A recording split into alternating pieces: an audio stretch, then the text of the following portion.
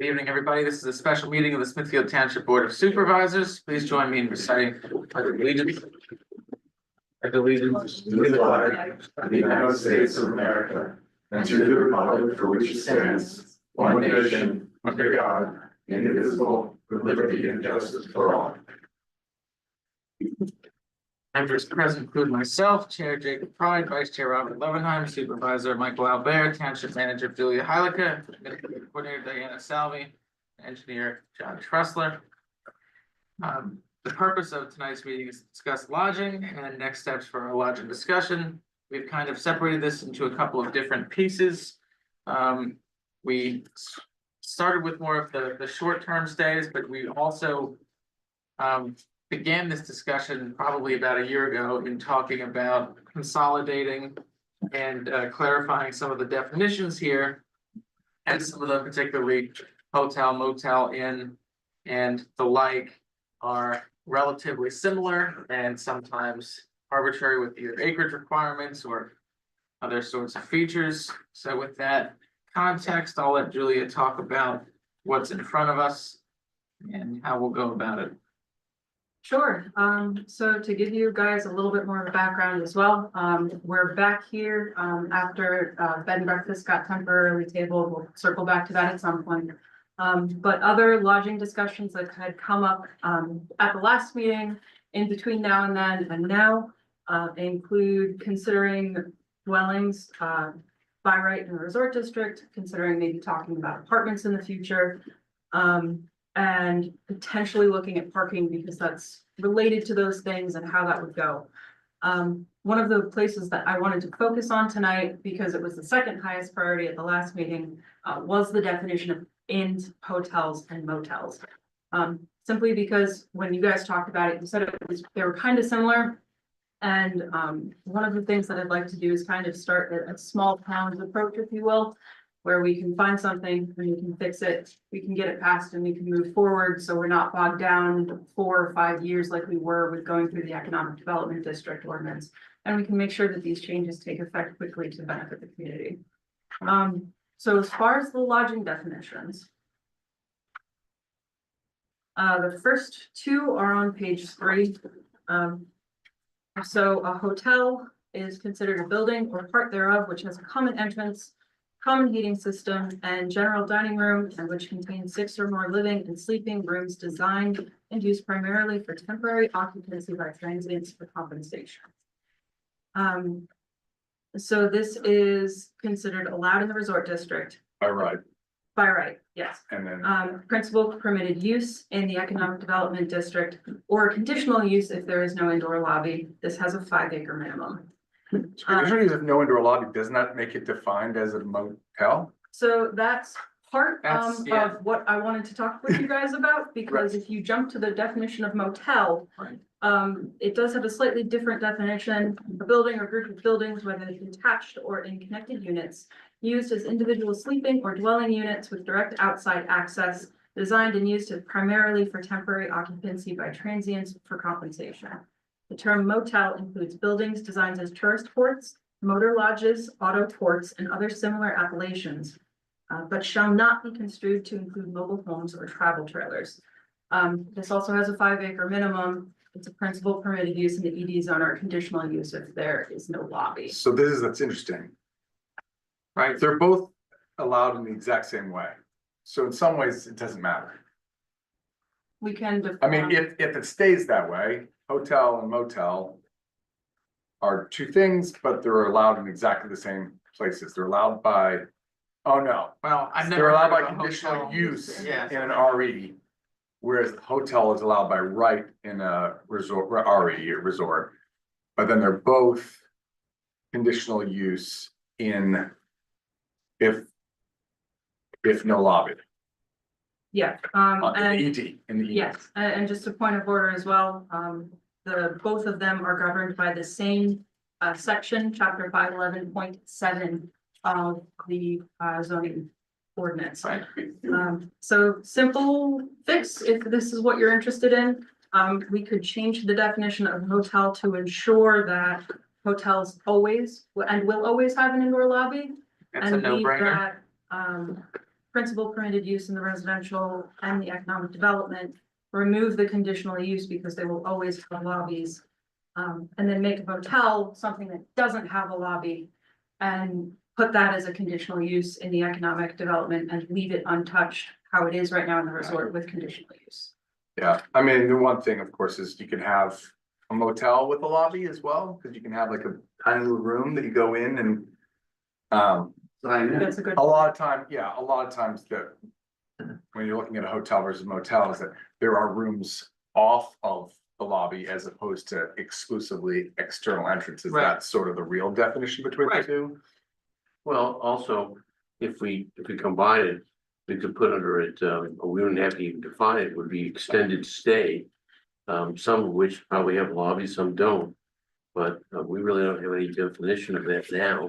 It Well- seems like it fits under the same thing. I think that for me is sort of the point of this is, I mean, we can go to Webster to figure out what the right definition Yeah. should be. The real question is, are there things in this township that ought to be in an ED zone? Are there things that ought to be in RE? Are there things that ought to be in the other ones? And how do you delineate between those two? As opposed to, I think that's more important than trying to get hung up on the specific definition for hotel, for inn. I mean, there's also boarding house. Michael, I agree with you Yeah, completely.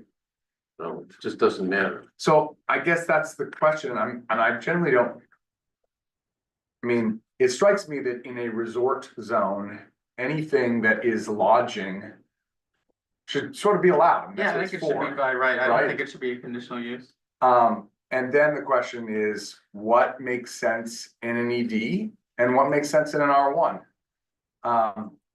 We know we don't want short-term rentals in an R1. We've had a conversation about the fact that some sort of bed and breakfast type thing makes sense in an R1, but how do you do it without getting the risk of Airbnbs taking over, as we were discussing, without punishing the fact that normally a bed and breakfast type establishment is in an R1. You don't see bed and breakfast sort of in commercial They're not zones. We don't want single family dwellings. So for me, that's where like the nuance, we need to figure out that nuance. We need to and then figure out, do you not want motel? I mean. It has to be, a motel has to be allowed somewhere, but. Motels Well, are sort of less That's why I desirable. think you keep them, I mean, if they're going to exist, I think you just keep them as a conditional use in the resort, but. That's kind of a policy choice to make sure that it's not necessarily easy to have that type of use. I don't think they should be in the economic development zone at all, conditional use or permitted, or multiple permitted use. Yeah, Talking about, bed and breakfast, No, talking about motel. motel. motels. Yeah, I don't Where think, else would you put a motel? I Not guess- on the commercial, avenue or commercial boulevard. I That's probably don't where- think that, I don't think that we really want to encourage them, and I think by allowing them as a principal permitted use. Or a conditional use in the economic development zone is kind of a poor choice of, policy. I think that it's more effective to have them in the resort areas where they're not going to be susceptible to some of the issues that you might get in the commercial corridors. Less traffic. Well, I agree with that, but there are already several Yeah, you motels. can't change what, Right. Yeah, no, I understand. It's, Can I bring up a point too, is someone that stays in motels, my husband travels all the time and stays in motels, and he's usually without a car, so he likes having. Somewhere to eat, somewhere to go and Yeah. shop nearby, Sure. something to think about. yeah, which is why We have enough Yeah, it's already, tough though, in is rural- what I'm saying. staying in a motel is then, I mean. I think normally motels you see sort of as more, a little bit more rural highway. You have a car, right? Whereas a Um, hotel is where you're gonna see a little bit more commercial where you're walking to places. Correct, and those are the I mean- clusters that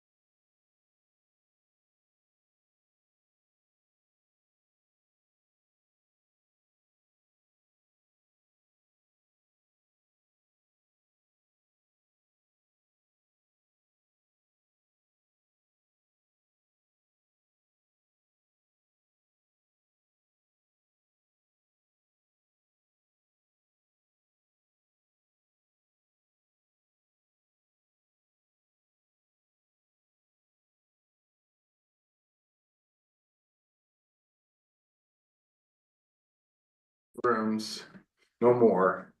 And resort doesn't say anything about the number of accommodations, Correct. but the resort is required to have other amenities.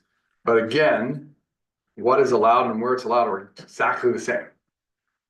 So what are we saying, 5 acres and whether it's hotel or in? No, I'm not making any suggestions for any changes right now. I'm just trying to understand what we We're just have. delineating the difference. I think personally, a resort is essentially inclusive, generally speaking, of whatever an inn is. I don't see a reason to distinguish them. No, I do think that's where I think if I remember correctly, what Eric had applied for the variance for, because he had 8 acres and he needed 10 for the inn.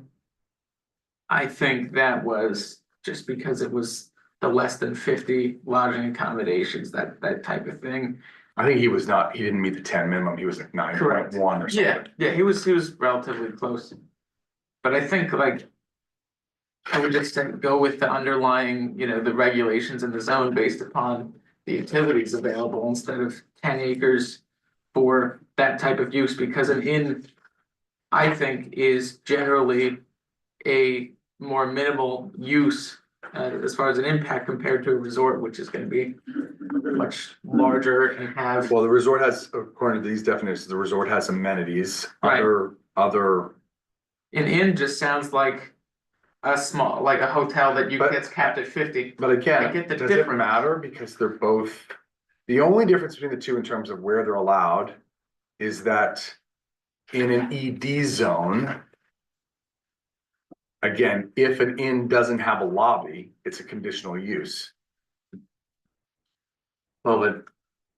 I'm just Seems telling- like we're splitting hairs here. I mean, whether it has a lobby or doesn't have a lobby, if it's a hostelry, let's call it. And it's on maybe 5 acres or something like that. Maybe it's an inn or hotel. Does it make a difference? And also we have the Staybridge Inn, we have the what is it, the Stony Brook Inn. No, but is it, Are they inns? Are but they something? yeah, but Does it make a Staybridge, difference? like, it's funny though, because people with hotels call it an inn, but I think the Staybridge is just a hotel. It's definitely not got any amenities It's nothing, beyond. doesn't have using it as a amenities, marketing let's call term. it. Yeah. rather It's than- correct. But I guess I'm also saying, like, is there any value in differentiating by definition inn and resort when they're allowed in the exact same place? We have no reason right now, unless there was some desire that if you're less than 50, maybe that is allowed in an R1. And so long as there's a certain acreage, but resorts are never allowed in R1. I'm not suggesting that, I'm just saying Yeah. that makes more sense. that would than- mean that it'd be acceptable for us to make sure we really differentiate between the two definitions. If not, who cares? They're allowed in the same place anyway. One quick point of order, I apologize, we lost internet and got it back. Uh, The hotels are conditional uses in resort districts. Yeah, I think, Oh, they're Just- conditional, just because to it said confirm. RE. Yeah, So my right now it's apologies, that was a conditional. mistake, I will correct that and update what we've got online. And inns, talk about 50 lodging accommodations. Right, Is so- that rooms or people? Hmm. They should define us. Look it up. Could be argued either way, probably. probably.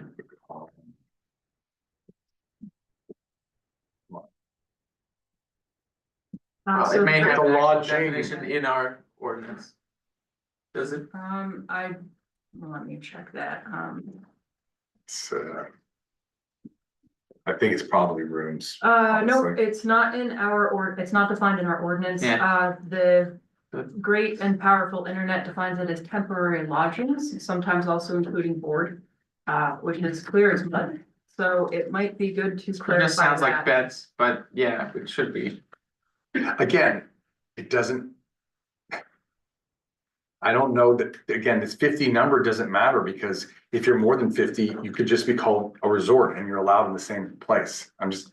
Correct. From a practical standpoint, Correct. I don't want to get hung up on these things, but I personally find it confusing to Right. be like, why is this getting defined so differently from something that's so similar when they're allowed in the exact same place in the exact same terms. Agreed. My assumption is at some point there was a value, and maybe there still is, and it makes me wonder whether we should think about it, of defining these as separate things because we want to limit where they are in one place versus another place. I don't know what the general feeling, honestly, of the community, of people in this room on where certain things should be allowed. Obviously partial, since my family owns a inn/resort that is non-conforming in an R1 zone. But for me, I wanted to go through this because it was muddy and unclear. And I think it needs to be clarified in terms of the definitions. I agree. And also there's the boarding house, a dwelling with 6 tenants, Yeah, not more than 6 rooms, furnishes meals for compensation.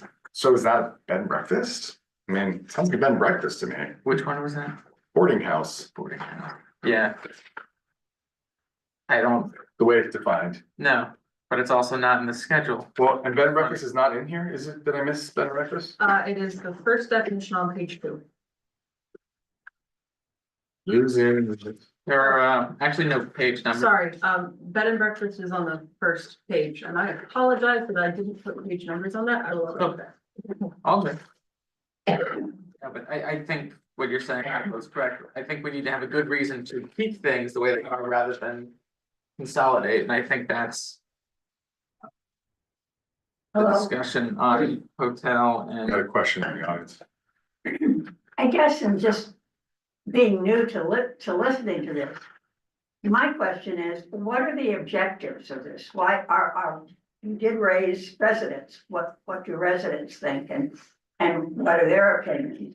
I'm having trouble just listening to the various. The objective, I mean, if I can, the objective is, this is the current law and it's muddy and unclear. And have we had problems with it? I mean, Well- are people complaining about it or residents complaining about? If I can jump in, think of it as kind of, because we're seeing it as muddy, we want to make sure that everything is clear so we don't have problems. Zoning ordinances are required to be interpreted as broadly as possible in favor of the applicant. So I know this might not be relevant, but going back to the definition of inn, 50 lodging accommodations, somebody might very successfully be able to argue that a lodging accommodation is a house.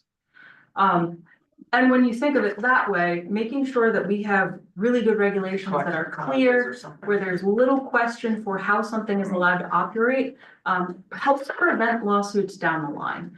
And that's why we're. So going it's through- preventative as opposed to Right. correct. right, Once there it are limited examples, like everyone mentions Eric White's proposal, which we sought a variance for.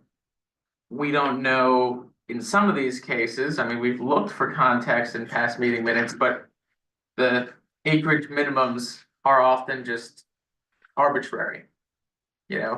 So we're trying to clarify some of these things because we think so many of them are so similar, and maybe if they're too similar, we don't want them in the wrong location. I understand what you're saying, so. Just as an example, Pat, I was bringing up before, we had something before us, I think, last year where somebody wanted to do some quite adventurous, let's say, lodging on a parcel of about 8 acres on River Road. It seemed very interesting. We had to turn it down because the definition of an inn is 10 acres. It's like, why? We don't know. So that's what we're discussing. And I mean, I argue that it could be possible at the end of this discussion, we land on, it makes sense. Maybe it should be 20 acres, but if there's a general feeling that we don't think there should be Right. large residential in those zones, I just want to make sure we're clear on, is that number make sense there? Because we were also asked that, why is it 10? We have 9. So we're looking at it. And we have to think about where things are, I'll get to yours once. And we have to think about where things are possible under the current ordinances and what is likely to be developed and where do we want to sort of channel the growth rather than just let it happen. Thank you. Tara.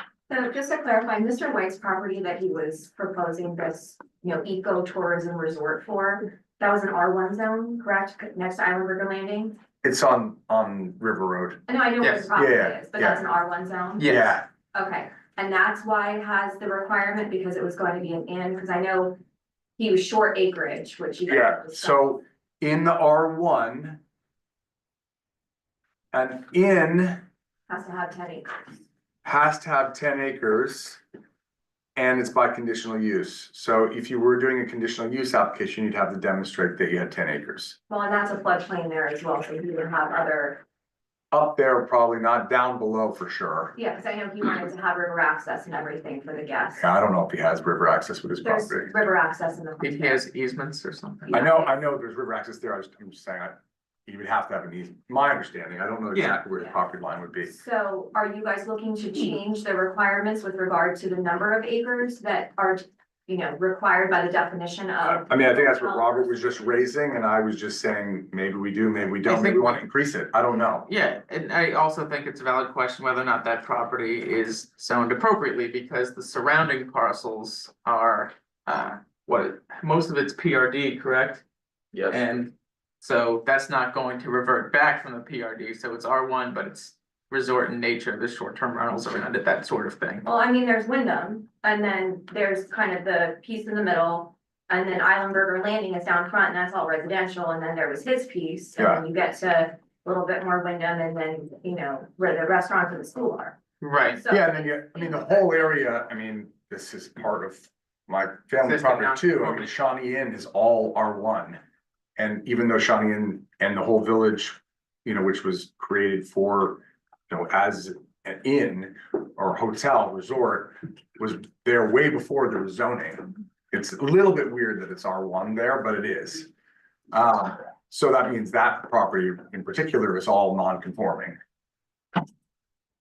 Interesting, I mean, Yeah, I mean. and usually odd to have, I mean, I would argue that at least that stretch, I don't know about down the other side of the hill, was probably miszoned. Yeah, I mean, even where we are down the river, I mean, that's all conditional use and we're residential, so I understand the need for. Yeah. conditional use, but, But residential wouldn't be conditional use because it is zoned R1 there.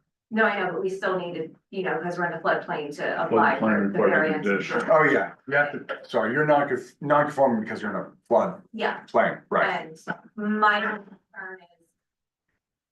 Not to sound rude here, but are we looking at changing these definitions to accommodate possible projects? That. I want to look at this not specifically because of Eric's property, if that's what your question That's is. my question. Yeah, I had been asked about doing this and it wasn't specifically for that. no, Because I mean, anytime you're looking at any changes, it's going to be for eventual future projects. Of anyone that wants to do anything there, Yeah. right? That's why we're doing, all zoning is for related projects. Yeah, but my concern is, are we looking at possibly, I know you said you could look at increasing, but if we look at decreasing. Could he then, I know he was looking at selling that property, I don't know if he did or not, but could he then reapply if you guys change the zoning and then it goes through and gets. Correct. If, my understanding is if there was a decision that there was a property type that was allowed. On 8 acres, he could apply and reapply and apply under that property type, correct? Okay.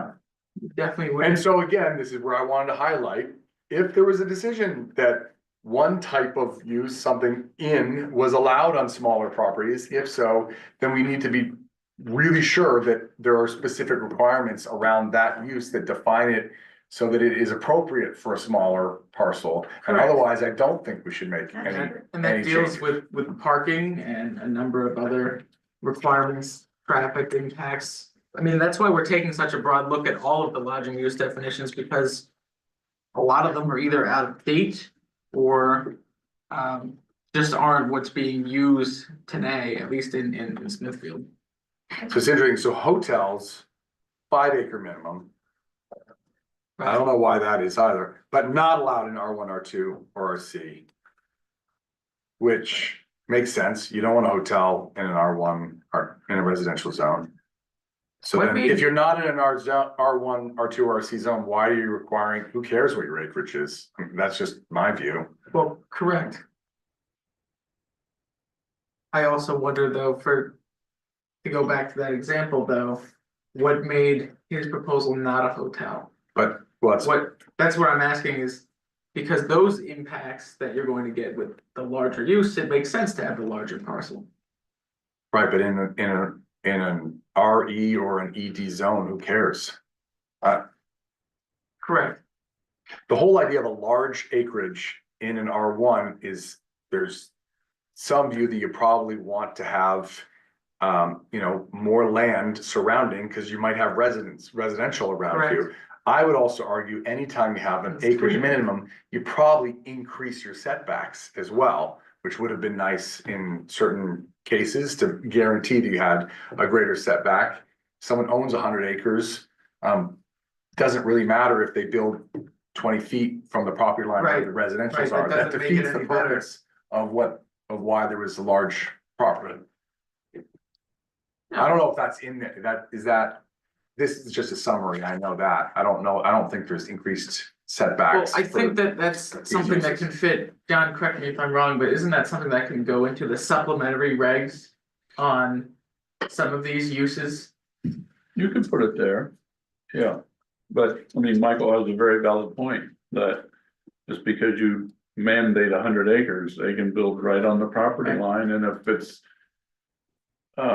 You would have to specify it specifically for that use, Right. because That's what I'm saying. But it doesn't get specified in the definition, it gets specified in In 511. the regs. Right. right, and supplementary regulations would probably be the best place, but zoning ordinance doesn't. Yeah, it does, it has supplementary regulations. I know we do like we did, or we still do for like airports Right, and things like that, so I was kind of thinking. Because we have, you're familiar with the schedule, it has, A, B, C, D possibilities with the setbacks, with the utilities. I don't think it makes sense to create another set of that specifically for this, but if we added it to the supplementary regs, it might make it cleaner for any of those uses, and we could say. Specifically to those uses as applied under. Whichever reference that would be, so it's kind of cleaner. But we still have to narrow down what we actually think makes sense to keep.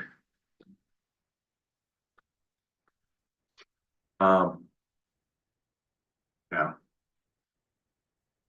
And this discussion can be a, hey, think on this, chew on this. yeah, for sure, I I think don't that's think we're what having any, I mean, No. we're not allowed to make any decisions tonight, this is just a discussion. I do, the other one, so we were also gonna look at, so we've opened up a can of worms on hotel inn and motel. Well, I think it made sense to start with those three because they are the most.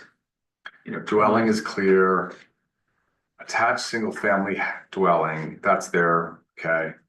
Multifamily dwelling are only allowed. There is a special definition for lodging accommodations right after in on the next page. Yeah, It for, talks about 50 lodging accommodations. wait, under, First definition on the next page. That is page one, I don't have numbers. 2.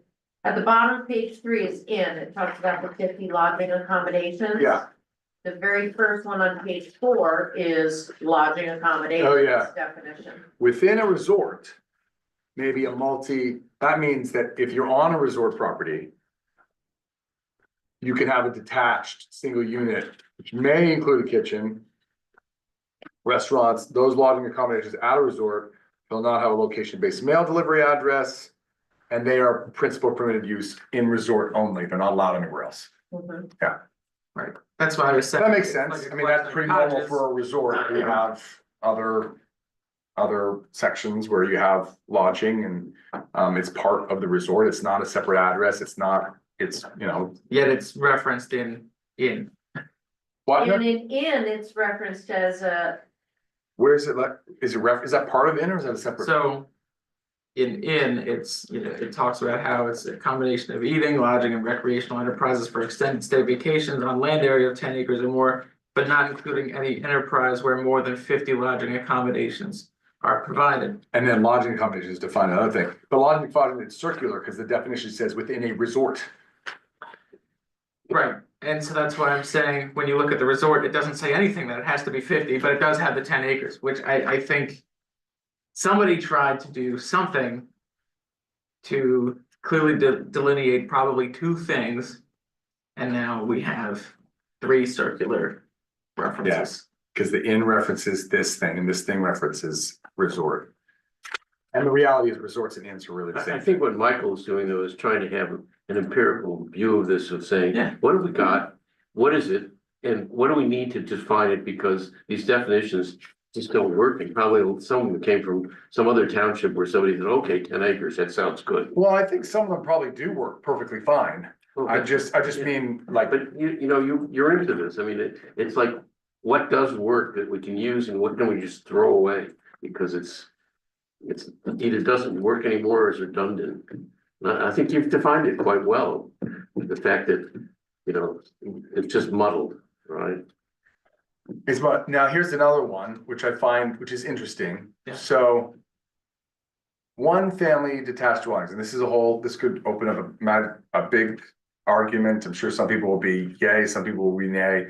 So there's two schools of thought on your zoning. I'm right here, is that you go from R1, which is gonna be the most restrictive on anything.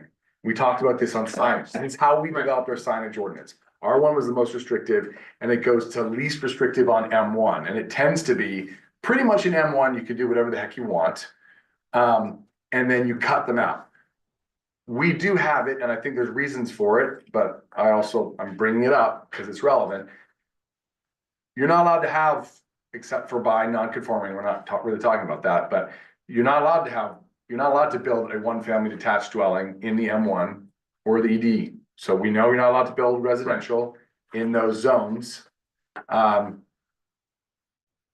That's not in keeping with the sort of the flow I just talked about, because a lot of townships will have M1s. If you want to build the residential, by all means, go for it, but you might not be happy that next door you're gonna have a nuclear power plant. Right. Which is a reason not to do it, because then you're gonna eventually have citizens that didn't realize that it was an M1, had a home built, bought it, and then a nuclear power plant goes up and they're furious. It doesn't have to be that drastic. We have a lot of issues in Pocono Township because single family dwellings are permitted in their commercial district. And they're also permitted in commercial uses, and single families are permitted in their resort district. And you do have those uses right next to one another. And sometimes the uses are obnoxious, especially the commercial use. Yeah. Next to a residential, and it's good to keep it separate. Yeah. Can we discuss residential in ED zone? Are we at the point where we can talk a little about that? We're at that point, sure. Well, I mean, yeah, Because what I've been looking at is Monroe County's desperate need for lower income housing. And I think we should look at incentivizing lower income housing in the ED zone, which is to say, maybe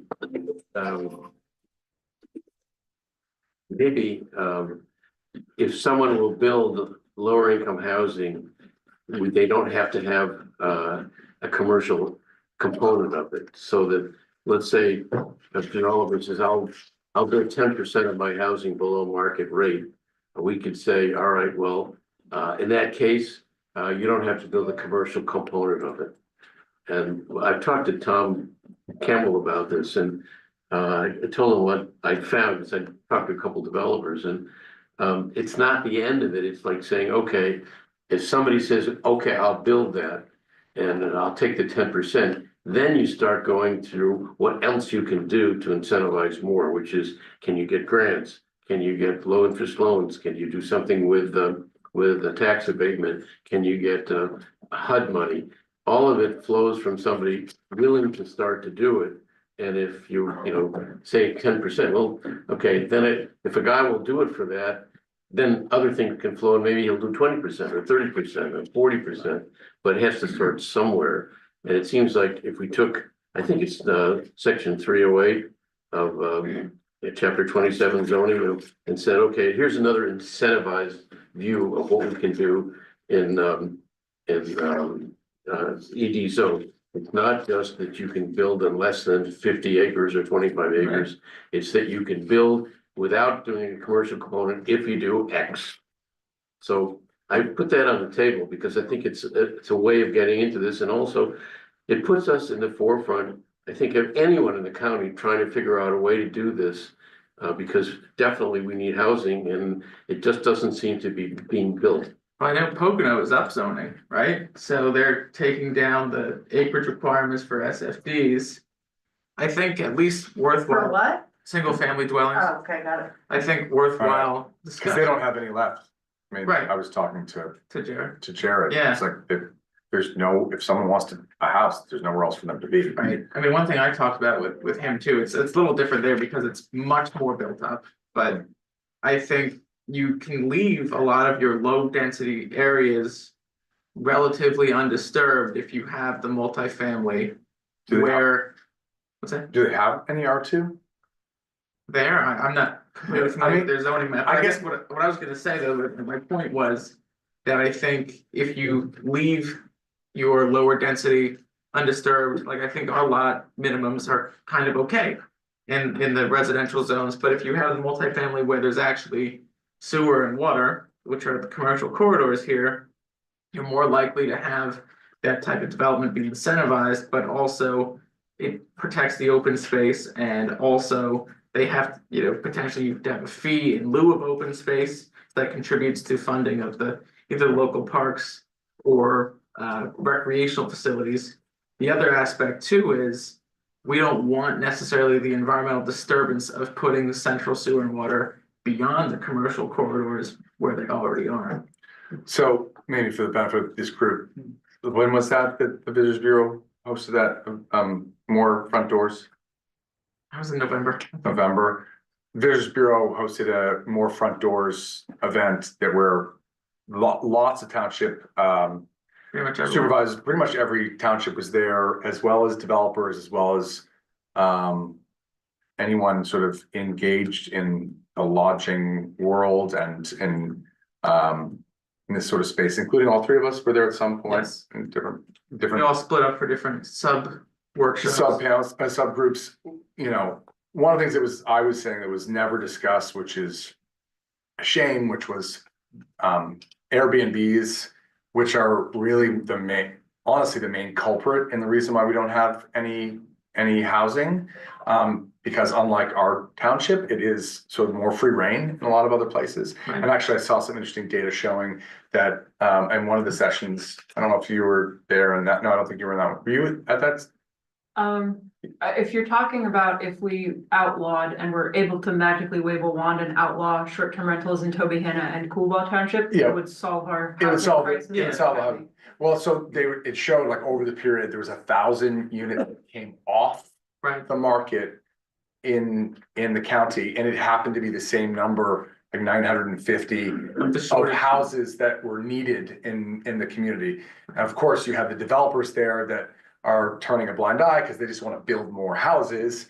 And you have the Visitors Bureau that's hosting the event that's turning a blind eye. 'Cause they want more short-term rentals because that's where they get their money. Right. But no one was, and I was horrified when the next day there was a come to our short-term rental forum. Came out the next day from the Visitors Bureau. I was furious because it completely destroyed everything else Right. that was said. All that is to say, there is clearly a need for housing, for more affordable housing. There's a need for what I would argue is really R2 and zoning and Yeah. R2 things. So my question, goes to, I mean, I have sort of two general thoughts. One of the things, I don't want to see all of our ED zone become PRDs. Actually, they might be already allowed is our PRDs allowed in? I don't think so. Can't remember. I don't think so. I don't want to see a bunch Have a of housing PUD. developments open up in all our EDs, because Right. if all we have is residential, then our property tax is gonna be high forever till the end of time. So it'd be nice to have some economic development for some sort of mixed commercial, I'm fine with. Yeah, At the absolutely. same time, maybe it makes sense to have some, but I don't know if we have the definition in here, but to have some sort of apartment. I mean, if there was gonna be an apartment somewhere that wasn't R2, it would be ED. But then my last question is, I don't even know where R2 is. Do we have any Our R2? R2 is mostly like Bilford Commons, Ivy Ridge area. There's really only a couple of, Is it the orange? Is orange. yeah, The water Yeah, and sewer. what is that? Because you Lake need water and Valhalla sewer is- to Lake support Valhalla, apartments. right?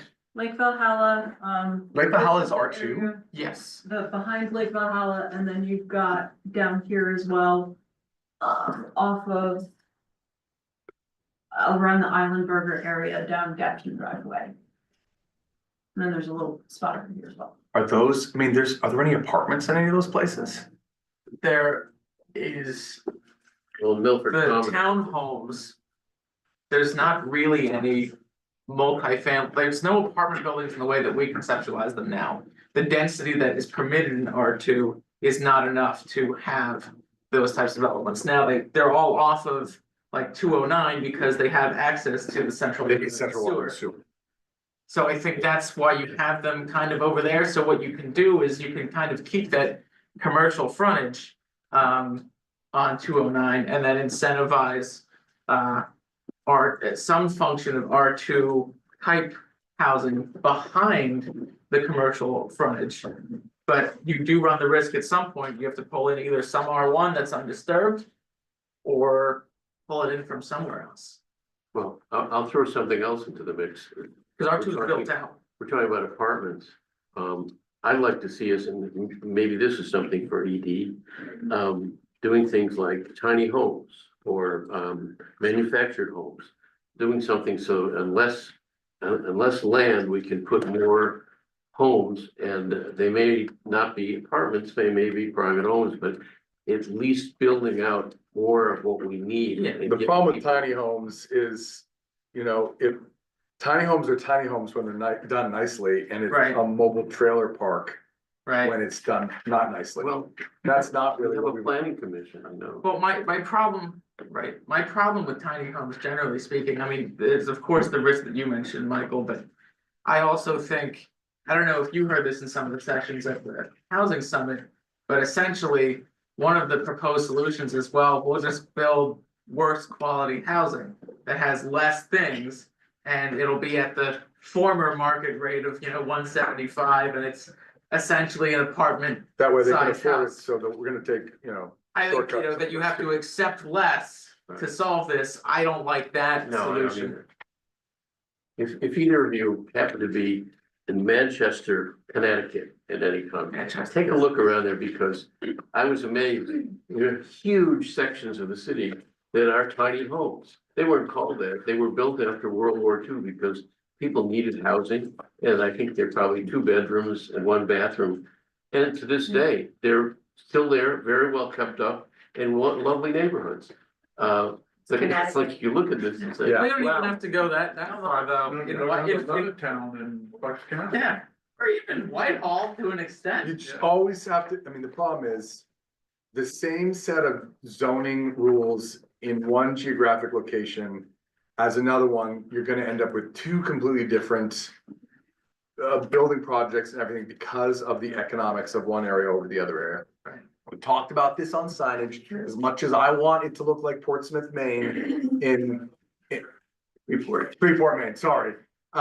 In terms of signage, if you don't have the right economics, you're not gonna have that. I think the same thing, you gotta be super careful, because if you're enabling a whole area to sort of have less setbacks and all that stuff, you run the risk that you're just gonna have a mobile trailer park. well, all that is true. I'm only suggesting this to say, let's have some vision here of something more than we have. Let's be a leader in this area I of like- saying something different, something new, Well, something inventive. In 2 minutes, we have to decide on the next steps, but just to add to that. I think we have talked a lot about incentives. There are some places in Pennsylvania that have zoning ordinances that incentivize density based upon amenities offered, right? So we have some of these resort in motel uses, which, less restrictive based on what amenities you have or don't have. That dictates your acreage requirement, right?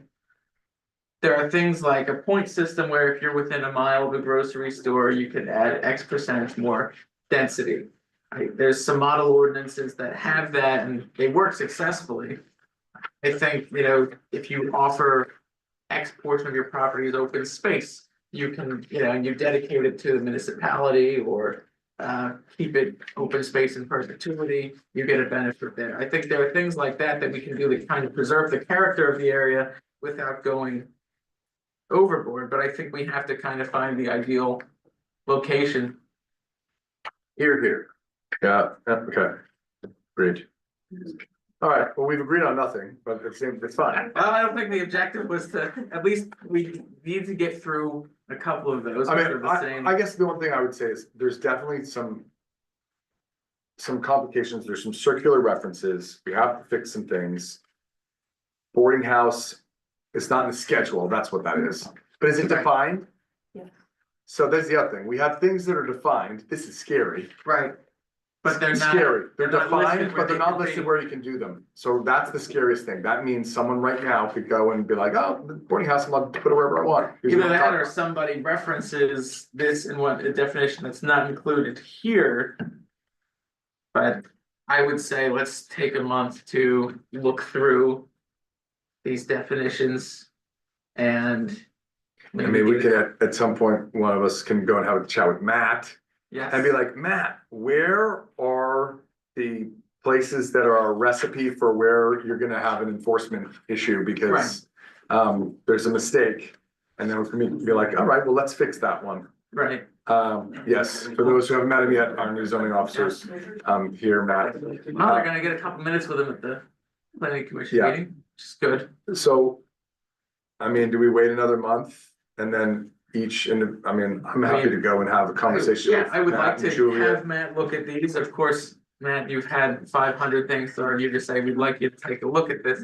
But you've been moving very quickly, which is excellent. So I would say let's take a month. I'm not comfortable setting another date right now. I think we can do that at one of our regular meetings. All right, But now we can give the planning commission their table back. okay, so I'll motion to table this discussion indefinitely. Well, you don't have to Oh, do that. fine. We can take public comment in Oh, those yeah, right, 7 I'm minutes sorry. that we I'm have. taking a couple more time. Let's just make sure we have affordable housing. It's one of our primary goals to do quickly, because there's such a need for it. We all know that.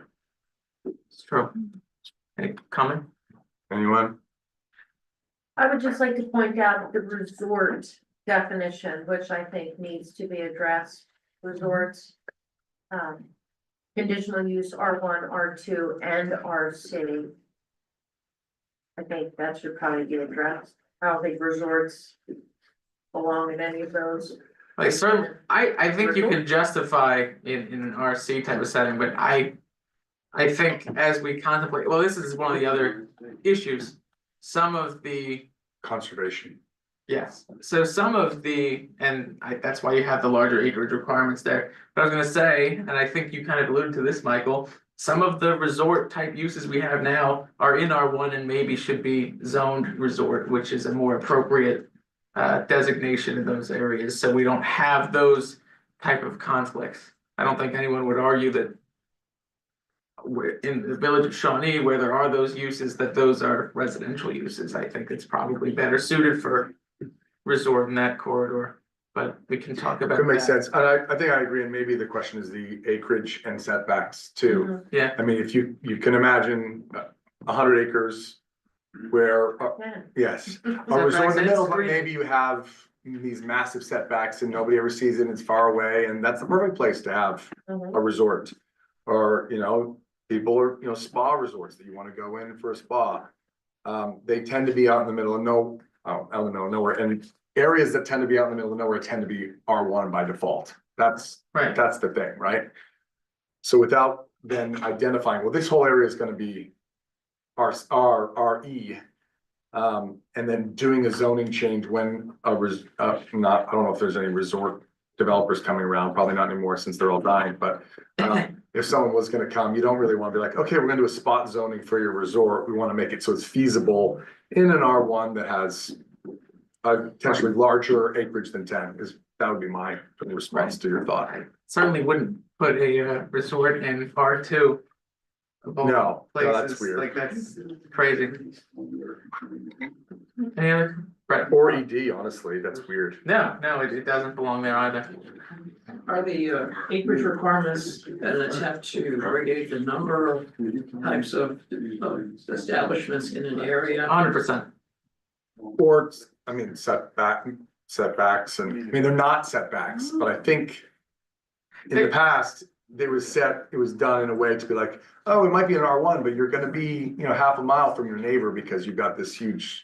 Yeah, Bit of land. to an extent, and I think we talked about that, they should sort of be tied together in a sense.